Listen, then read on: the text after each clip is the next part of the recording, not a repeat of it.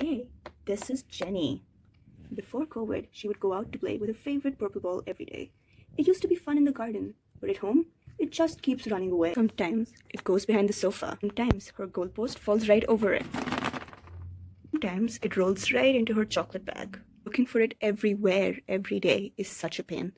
I wish I had a magical ball that would show up wherever I checked, Jenny says. But that's impossible, right? Well, maybe not.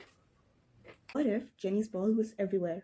What if it was behind the sofa, and under her goalpost basket, and inside her chocolate bag? That way, she could check wherever she wanted to, and the ball would just show up.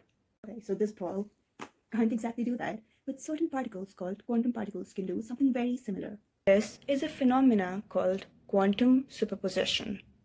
Quantum superposition is the peculiar circumstance in which particles seem to be in two places at once.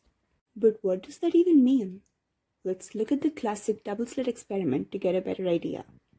In this experiment, a beam of light is shone on a pair of slits in a black room. The interference pattern of dark and light fringes is observed on a screen placed behind the slits. Classical physics explain this by pointing to light's wave nature and saying that the photons must break into waves and interfere with each other, thus creating the fringes. For years, this was the accepted view until the single photon version of this experiment came around. Single photon version of the classic double-slit experiment, photons are fired one at a time. Therefore, there are no two photons to interfere with each other. You would assume that the single photon would pass either through slit A or through slit B, and therefore there would be two bright spots on the screen. But this is not what is observed. Instead, the same fringe pattern is observed again. How is this possible? How did that single photon, which could not have interfered with anything else, have passed through slit A and through slit B and somehow interfered with itself? Does that sound a little weird to you? Well, this is where it gets downright crazy. To observe where the photon went, the scientists decided to put a photon detector at each of the slits. In theory, that works out great, right? The detector will light up when a photon passes through the slit it is connected to.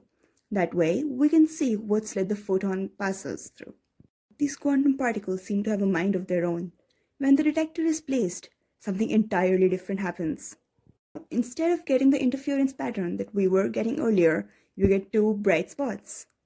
It's just one of the most peculiar theories of quantum superposition. Particles seem to know when they're observed.